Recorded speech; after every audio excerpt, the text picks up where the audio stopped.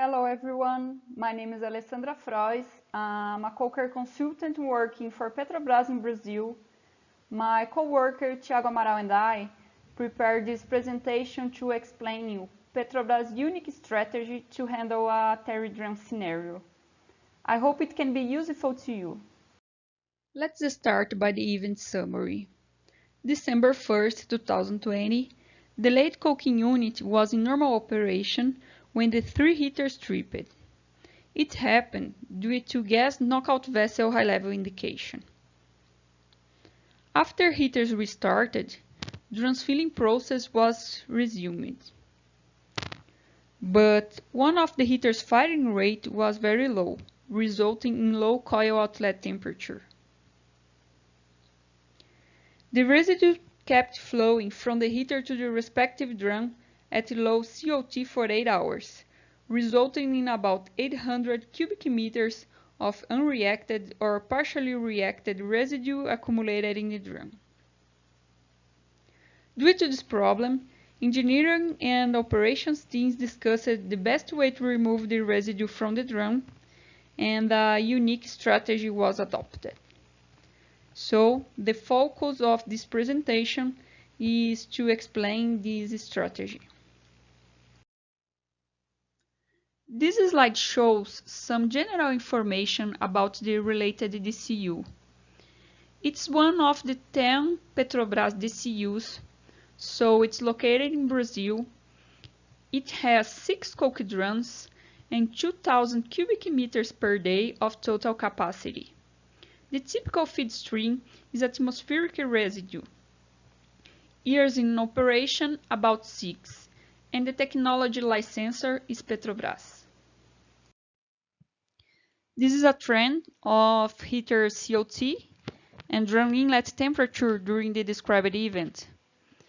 The green line is the COT, and the purple one refers to the drum temperature. This is the heater trip moment when temperatures start decreasing. And here I am pointing the drum filling restart moment. After this moment, temperatures increase, but they stabilize as around 380 degrees C due to low heater released thermal load. And finally, here you can see the moment when the drum feed is interrupted. So, during 8 hours, the drum was filled with residue at low temperature. Summarizing the drum condition, it was filled with atmospheric residue during 5 hours at normal reaction temperature, around 584 degrees C before the heater trip.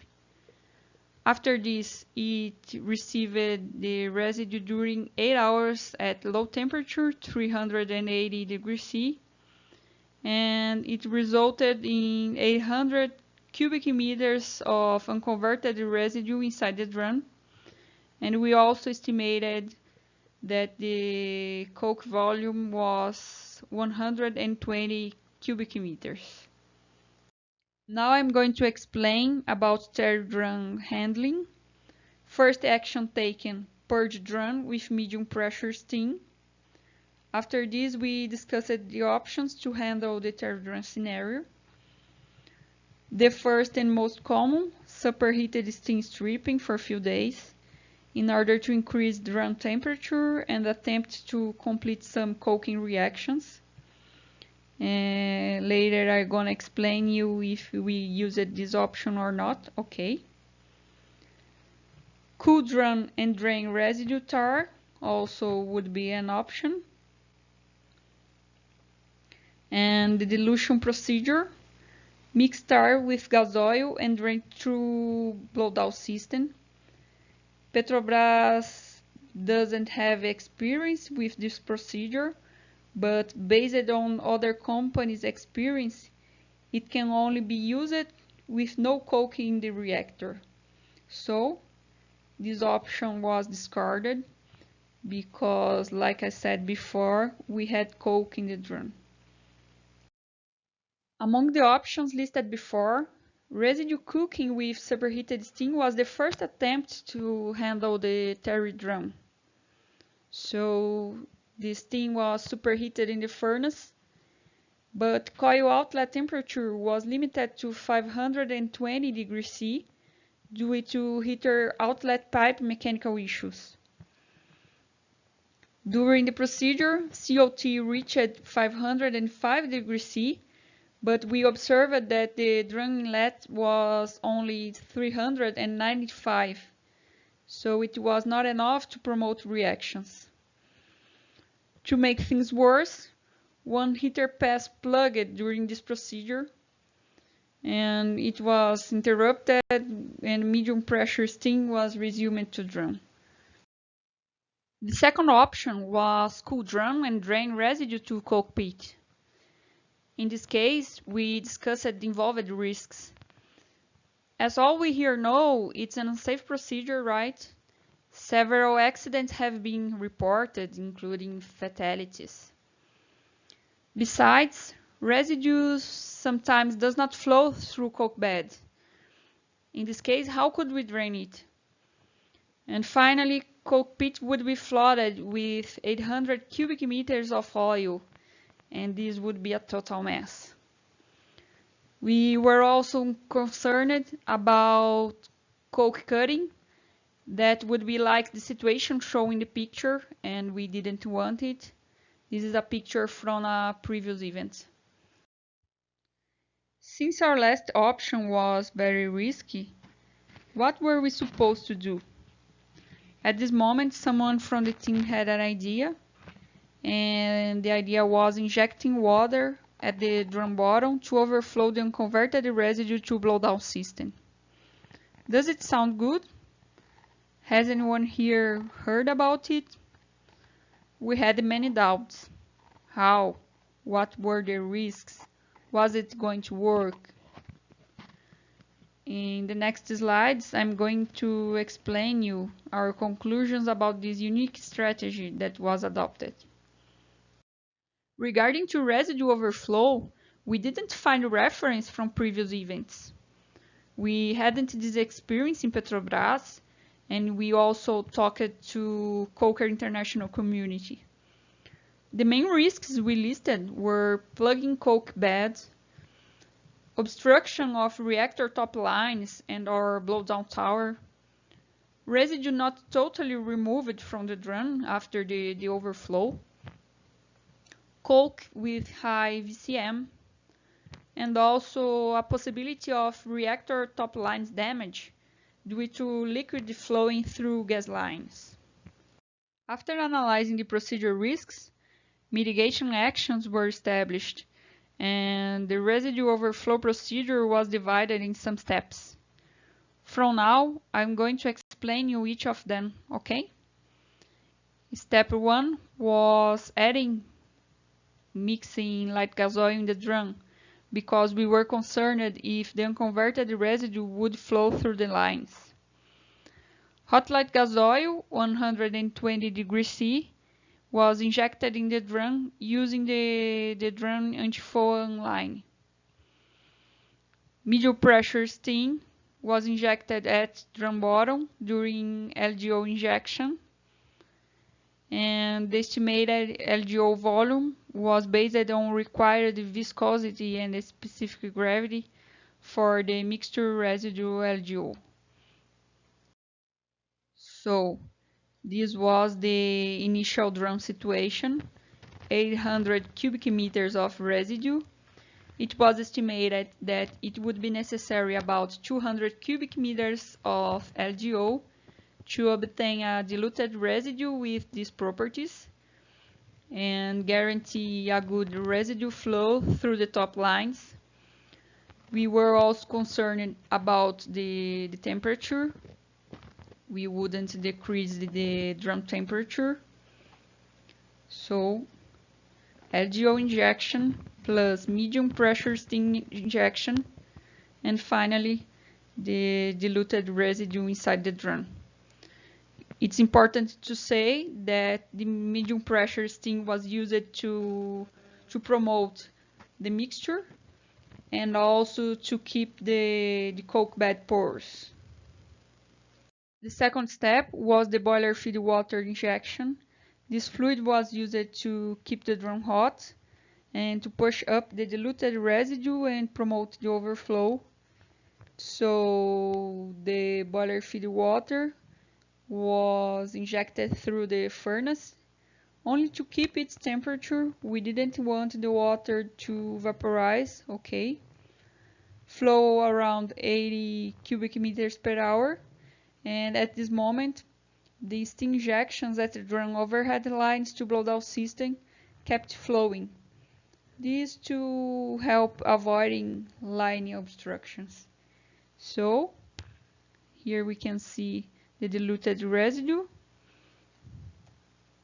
boiler feed water injection, and the drum level increasing. Step 3, overflow monitoring and residue sampling. This step consisted in drum level monitoring during the boiler feed water injection. After the overflow, it was done an hourly estimation of residue volume removed in blowdown tower. Drum overflow sample collection was done twice a day. And the diluted residue was sent to refinery slope tank. Now I'm going to show you some pictures that are from collected samples during residue overflow procedure. The sampling was done at drum overhead line, okay. The first picture is from a collected sample 4 days after overflow beginning. It's basically oil. The next day sample was oil and water. And 6 days after the overflow beginning, it was collected this sample that was basically water. At this time, we decided to stop the overflow procedure. And finally, this is a sample from blowdown system during drum cooling. Step 4, drum cooling. Stopped boiler feed water injection and started cooling. Drum was almost cold before cooling water use, so we discussed that maybe this step would not be necessary, but since we had time, we decided doing this. And the final drum temperature was around 100 degrees C. No problems during this step. Step 5, drum opening. First of all, the drum pressure was reduced and drum overhead lines were drained before opening top valve. To make it clear, this figure shows drum overhead and its overhead vapor line here. Since the drum was water filled, the red line also contained hot water. So during the top valve opening, the water would flow out, something like this. In order to avoid the situation, a vent line located under the top valve flange, I'm pointing here, was aligned to a safe location and used to drain the referred line. However, it was reported that was no water flow. Probably the water flowed to blowdown system during the drum depressurization. Still talking about step 5, drum pressure was very low, around 1 psig, when they started top valve opening. It was done slowly, and as you can see in the picture, there was a lot of steam flowing through drum top valve at this moment. This would be an unsafe situation if still there was oil in the drum, so this is an alert. Step 6, drum drainage. Cooling water drainage through drum bottom valve, and as you will see in the video, there was a small oil amount in the water. Let's see the video.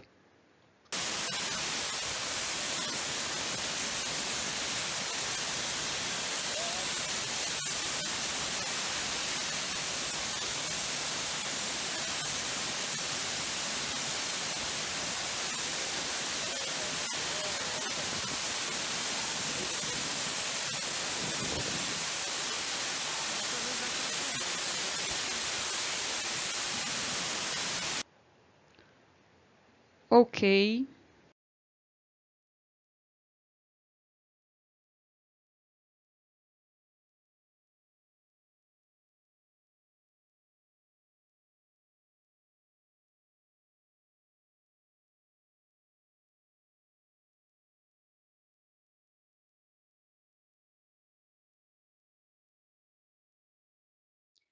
Step 7. Drum the coking. There was less than expected coke in the drum. It was interesting. And no problems during coke cutting. This way, finally, the tar drum was empty. The times that were spent in main steps of tar drum scenario handling will be shown now in a timeline. In this timeline, it's being considered that troubleshooting started at the moment when superheated steam stripping procedure began. The drum was stripped for 34 hours until the moment when heater pass plugged.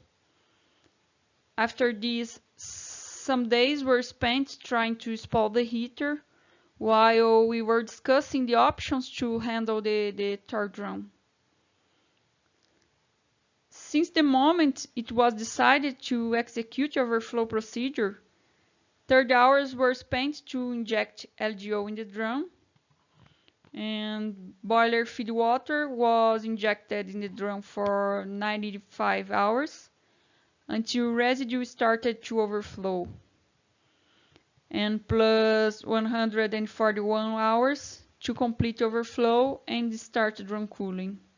So this is the complete timeline. It's important to say that due to market reasons, the market was affected by the pandemic.